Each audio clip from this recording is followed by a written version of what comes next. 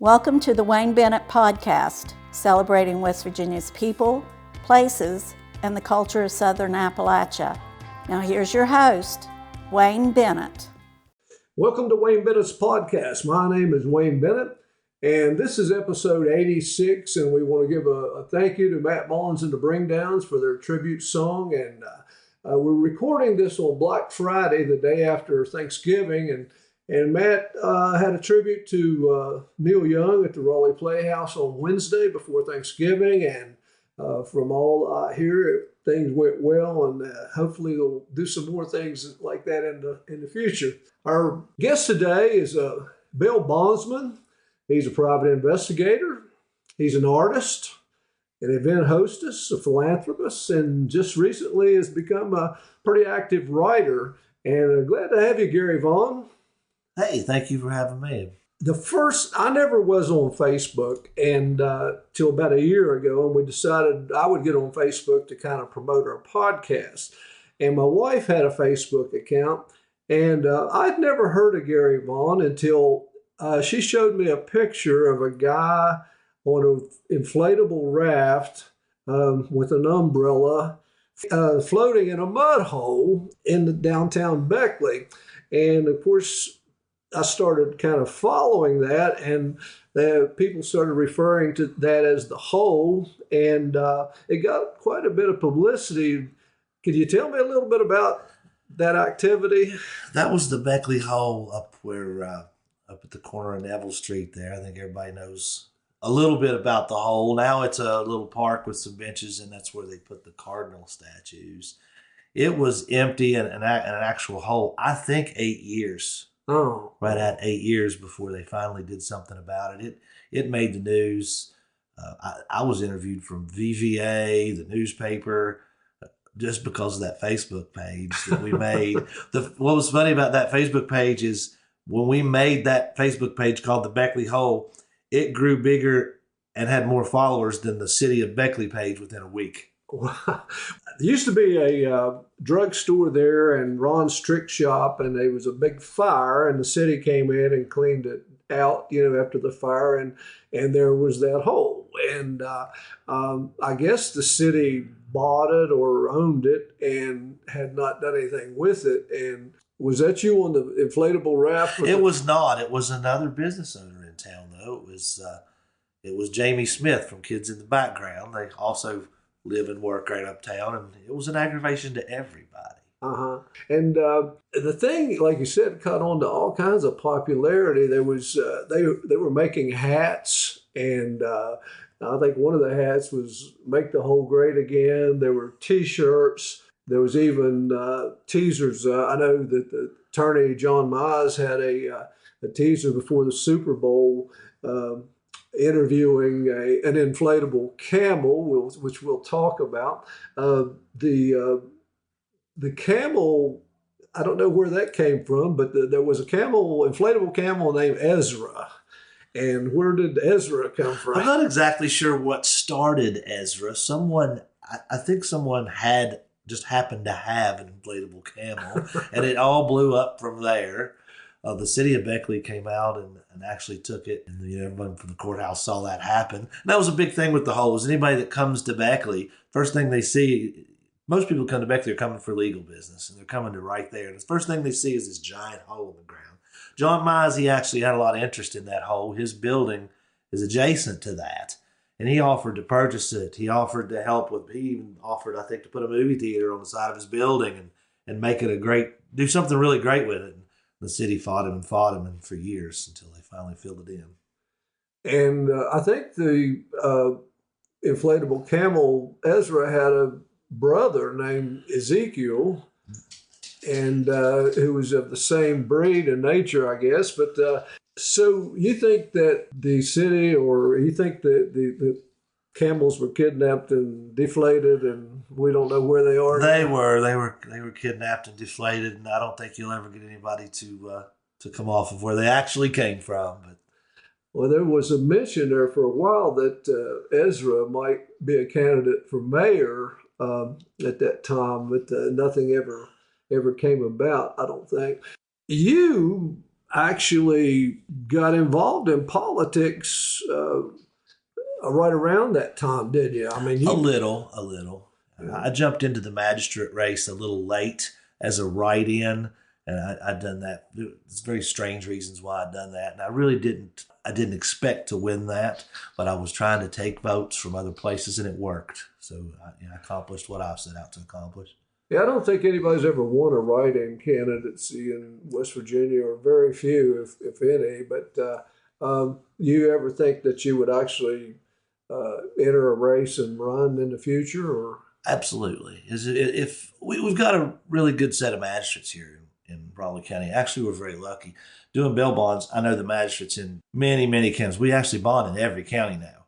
But I personally know and have met these magistrates all over the state. We're very lucky. Raleigh County has got a fantastic set of magistrates, and I would like to run for magistrate one day if the right ones retire and quit. I don't want to run against any of the ones we have, because what's important to me is that we have good magistrates, and we really do right now. Yeah. Now you're an old Shady Spring boy, aren't you? I am. And was your dad a trooper? He was. Yeah. I remember I heard about Trooper Vaughn when I was maturing, growing up there. And is he still alive? Around? Oh, absolutely. Yeah, I had Thanksgiving dinner with him yesterday. He retired as a state trooper, and his brother did as well. They were both troopers. I grew up in the middle of all that, and he started a private detective agency when he retired, and he still does a little of that, but he kind of does what he wants anymore. What was in the Shady Spring area? Did you play any sports, or what was your child life like? I didn't do any sports. I mostly I liked to fool with old vehicles and bicycles and chopper motorcycles, and grew up with when you grow up in the 80s. I'm 50. I'll be 53 next month. When you grow up in the 80s and your dad's a state trooper, it's not like it is today. You're kind of separated. There's the law enforcement people, and then there's the non-law enforcement people. So the kids they don't want to talk to you about some of the things they do because your dad's a cop. So, but I had a good childhood. I enjoyed Shady Spring. Did you ever get in any trouble when you were a kid? Not to speak of. No, I never did. I was very lucky. Of course, again, everyone at the time knew who Trooper Vaughn was, and they feared him on the streets, and I had him at home, so I couldn't get in a lot of trouble. When did you start getting interested in art? I've drawn and painted since I was a little kid. Always, my whole life. Did you have any teachers that might have encouraged you or helped you along the way? I did. At the time, I didn't realize how valuable she was, but there was an art teacher I had in junior high and high school. Her name was Miss Joyce Judy. She's passed away now.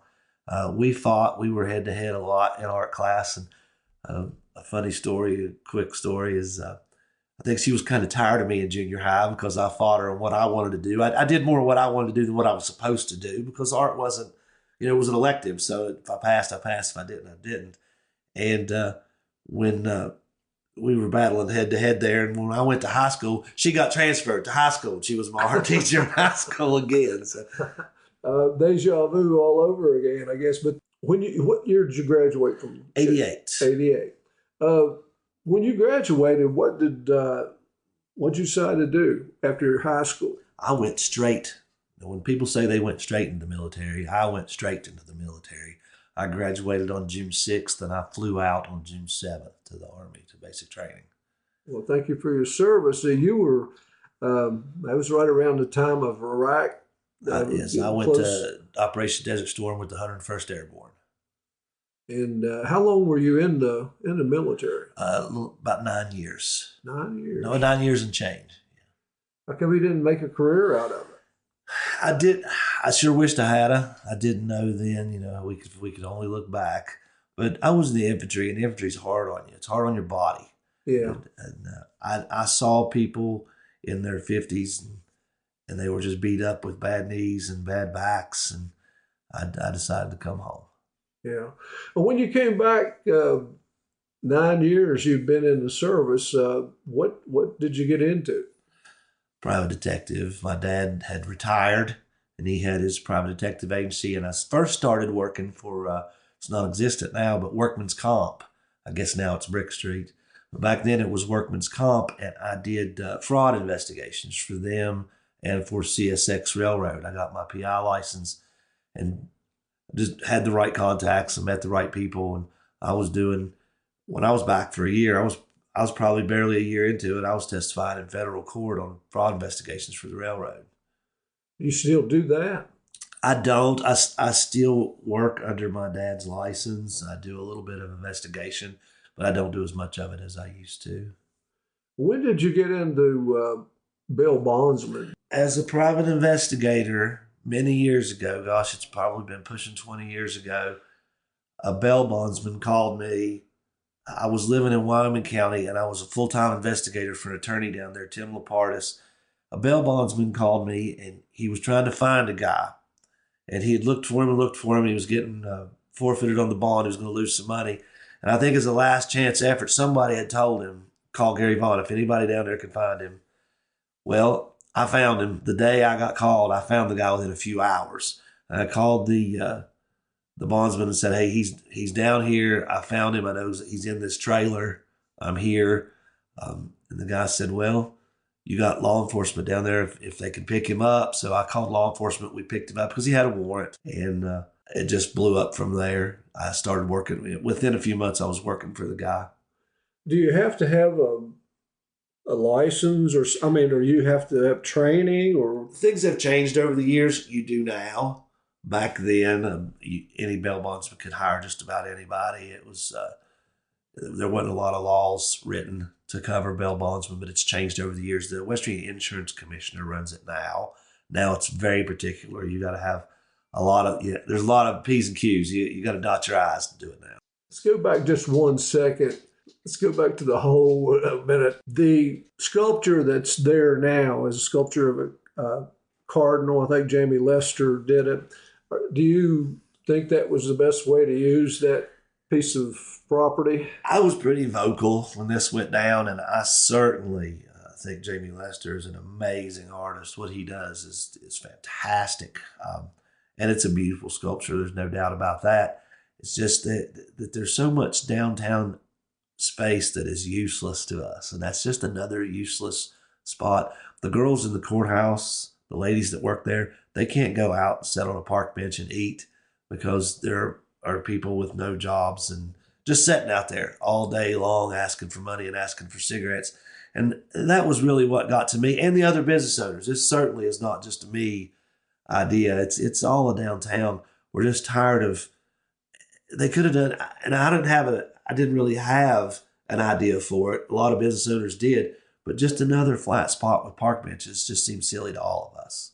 Is that one of the major problems you think of downtown Beckley, that they have is the people that?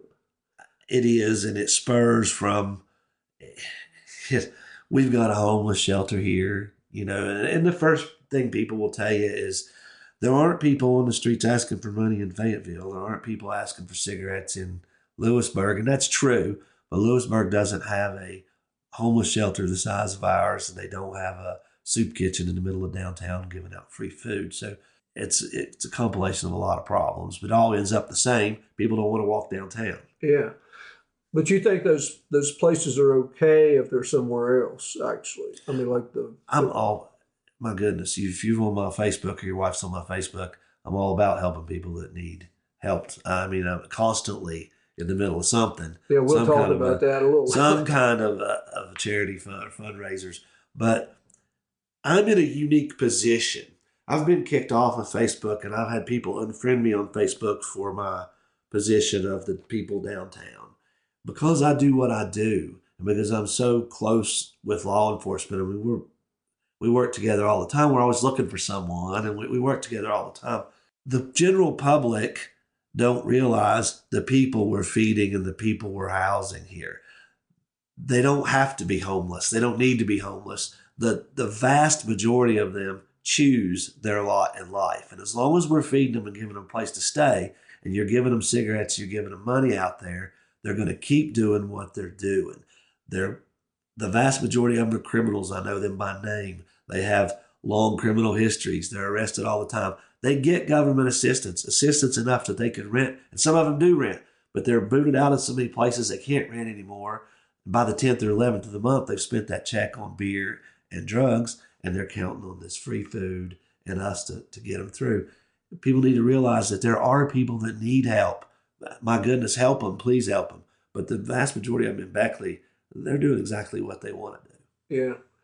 I had, during my late high school years and early college, in summer times, I would go up in the Washington, D.C. area and work in mainly construction. And a couple summers I had worked over in the Georgetown area of D.C. And I loved the place. I thought it was beautiful. Of course, there was a lot of hippies and stuff at that time. But so several years later, I took my two sons over and said, man, you got up. We rode the metro, got up, came. And I was shocked. I mean, you had people sleeping around on the sidewalks, all the benches, everything, people bumming money. And I just couldn't believe it. I didn't feel safe there at all. And even in my experience, I've never been hit up for money more than the times when we went to Nashville. There were people, guys, some of them would be carrying a guitar and they come up and ask you for money and stuff. And not so much sleeping on the sidewalks and stuff, but just bumming. And it was sad. And I've heard horror stories about places like San Francisco. I used to want to go visit San Francisco, but I'm not so sure I want to now. Washington, D.C. is in bad shape right now. I visited last year. Couldn't believe what I was seeing. Now, what does a bail bondsman do? Fortunately, I haven't ever had to use one. Well, it's pretty easy. A lot of people don't even know how bail bonds work. If you get arrested today for whatever reason, and for easy math, they set your bond at $10,000, you have a couple of options. One, your wife could go down there and pay the court $10,000, and you go home and wait your court date. When you go to your court date, she'd get that money back. It's surety to make sure you show up. Most people don't have $1,000. They don't have that kind of money. So a bail bondsman we put up the $10,000 for you, and we charge you a 10% fee. So I'll put up my money for you. You pay me $1,000. When you go to court, our business is done, and I've made $1,000. If you don't go to court, I'm out $10,000 to the court, so I've got to come and find you and put you back in jail. It's long and short of it. Now, once you put them back in jail, do you get your money back? Yes. Oh, okay. So a lot of your work is hunting and pursuing, It's not as much as it used to be. It goes through phases in West Virginia, and it goes through seasons as well. And the counties are different. It's so surprising, doing this 20 years, the difference in the people from just county to county. It's some of these counties, you cross county line, it's like you're in a whole other country. People in Wyoming County, for instance, they go to court. They just do. People in McDowell County, they go to court. Raleigh County, people that are in serious trouble with felonies and big problems, they generally go to court. The people that miss court are shoplifting, obstructing. It's the silly stuff people jump bail on. Yeah. And I think sometimes maybe the rural counties, a lot of times that aren't as busy or more. I know when I used to be in business, people would write me bad checks. And sometimes in Raleigh County, which is a more populated area, if I would take them to court, I would be a little slower about what the police would do for me. But if somebody in Monroe County wrote me a bad check, it seemed like it was just the police would take care of it very quickly. And it just, like you said, county to county. Well, in Monroe County, one of the things we do as bail bondsmen twice a day, every morning shift, first thing we do is we look at the daily incarcerations and who went to jail last night. We run those people. Have we ever bothered them before? Do they owe us any money? Have they ever skipped court on us? That way, when they start calling from the jail, we know what we're dealing with. Monroe County just don't put a lot of people in jail. And those counties, they have the time and the resources to deal with things much faster. The crime is not near as bad mostly because of the population. Yeah. Same with Pocahontas County, Gilmer County. Some of the counties, they just don't put a lot of people in jail. They don't need to. Yeah. Well, and they're looking forward to something to do. And if someone misses court in one of those counties, the police have time and resources to, hey, they missed court, we'll just go find them. A lot of the times, as bail bondsmen, we won't have to go find these people because the law enforcement, the officer that came to court for no reason that day is mad now because, hey, they didn't show up and I'm here on my day off, so they go find.